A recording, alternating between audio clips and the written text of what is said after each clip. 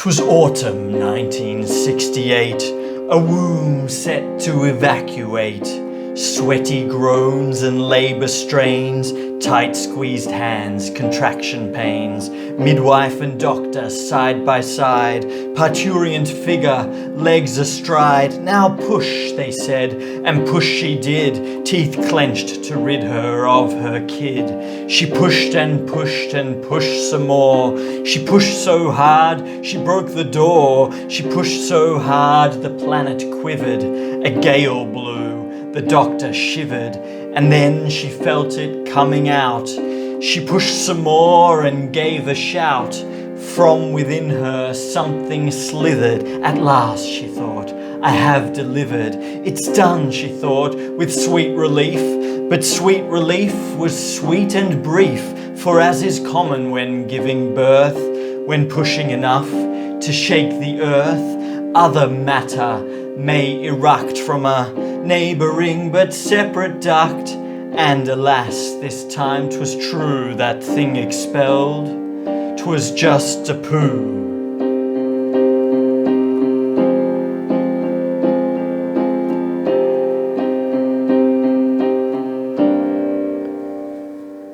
A nurse leaned in to clean the brown, but then the strangest thing went down. For there upon the little turd, two eyes opened. It sounds absurd. And then the turd began to cry. Newborn cries, the pitch was high. And that is when the doctor knew the birth was over, it was through. The mum looked down at her number 2 and said, Scotty is the name for you.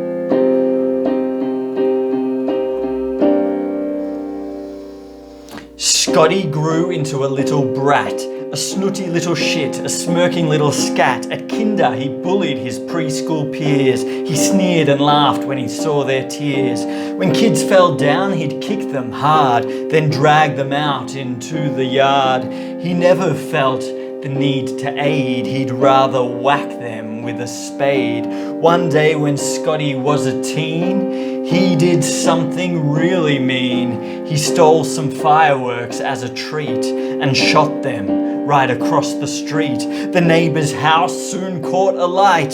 The family emerged screaming in fright. Dodging trucks, they crossed the road so wide to safety on the other side. But Scotty didn't want them there.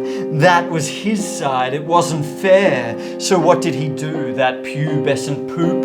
He locked them in the chicken coop. When Scott's mum found them, she gave a yelp at Scotty's unwillingness to help. Why, Scotty, she asked, would you be so cruel? Because, said Scotty, I'm no fool. If we free them, more might come, and I won't help a single one. The others must be kept deterred no matter what, exclaimed the turd. And how dare you call your own son cruel, you bleeding-hearted commie tool? Not all who cross that strait survive. If anything, I'm saving lives. And so his neighbours remained encaged, and to anyone who got enraged, Scotty repeated his marketing spin. I'm saving lives, he'd say with a grin. I'm saving lives, he told the trees. I'm saving lives, he told the bees. I'm saving lives, he said to all who knew him. But there was one who saw right through him. That Christmas when Santa prepared his list, he learned of Scotty, and boy was he pissed. There were rules for naughty trolls.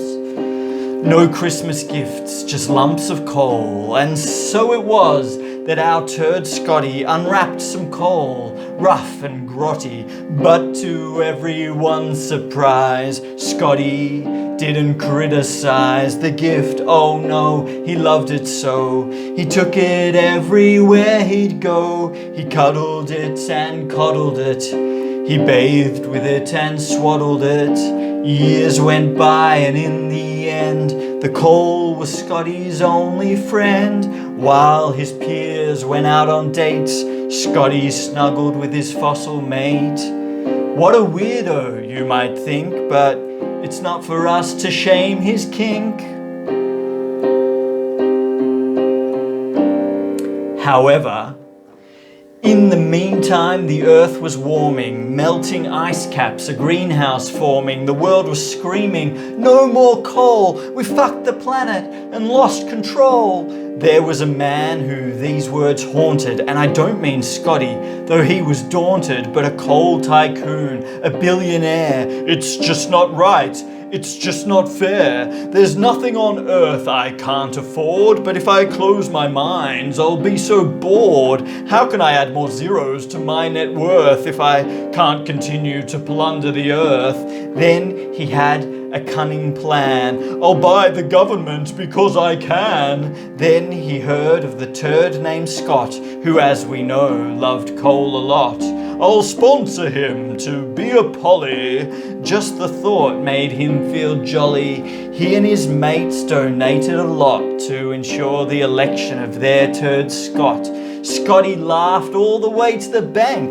He had these coal tycoons to thank, and thank them he did in every way. He stood up for their interests every day. Subsidies, you got it, mate. Tax cuts for the rich, that sounds great. More coal mines, don't hesitate. Just as long as you donate. Deep down he knew of the planet warming, of rising seas and frequent storming. But he had money and he had power, and a lump of coal with which to shower. He loved that coal with all his heart, just as he'd loved it from the start. And thus, to prove his deep devotion, he took it to work and with hearty emotion said, "This is coal, don't be afraid." The public cringed at his crusade, but it didn't matter, he didn't care. He was backed by a billionaire to make these jokes and take up space, to distract the world from the disgrace of profiteering from planet destruction, of greed and lies and vast corruption. And so it was that life progressed, a country led by the coal obsessed, a country which in the summer days got so hot it was set ablaze.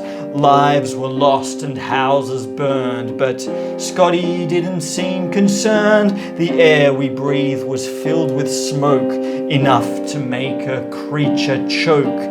3 billion animals were killed or displaced, the worst the country had ever faced. Scientists said climate change played a part, but Scotty didn't take it to heart. No, he took a holiday and was unaffected. A tone-deaf turd, neglect perfected. Then he posed with the victims for a publicity stunt. No two ways about it, Scotty was a caca. It wasn't just on climate that he'd screw the community. To fuck over the public, he'd take any opportunity. He gave expensive contracts to his donors, kept greedy tax breaks for multi-home owners, made out-of-touch remarks on women's demonstrations, gave millions in COVID cash to profiteering corporations. He made sure unemployment payments weren't enough to live on, and for the robo-debt scandal, he'll never be forgiven.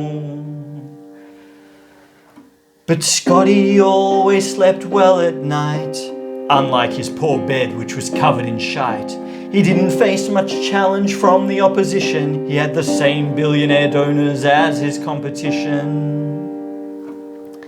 Then in 2022, a low-pressure system on the east coast grew. A layer of ocean arose to the sky, then dropped without stopping till nothing was dry. Meters of water flooded suburbs and towns, the rage of La Nina turning smiles to frowns. Houses were downed and people were drowned as torrents relentlessly pounded the ground. Scotty's response was unsurprisingly shit. Given his record of being a twit, he was slow to send in emergency help, leaving the locals to fend for themselves. When he finally visited the affected places, he worked harder than ever to avoid distraught faces. He posed in some high-vis in a people-free room, then he posed with a mop and then with a broom. With decades of warnings of storms just like these, worsening with the atmosphere's increase in degrees, Scotty's inaction was widely reviled. Too little too late, But Scotty just smiled at night as he lay in bed with his coal. No desire to fix his net zero goal. No desire to act for those doing it tough. No desire at all to give a stuff.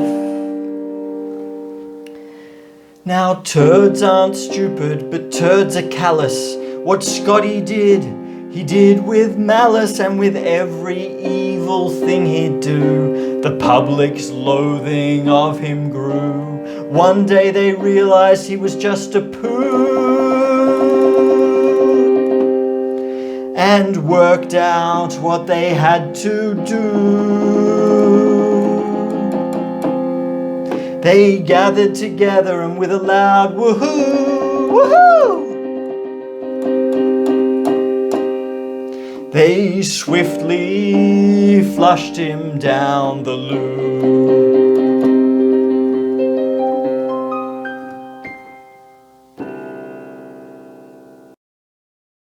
Hey! If you liked this video, click like and share. Help spread the joy from here to there. If you loved this video, hit subscribe. I'll make more with a similar vibe. And if you didn't, that's cool too. I'll do me and you do you. But thanks for listening all the way through. Props to you, pal. Props to you.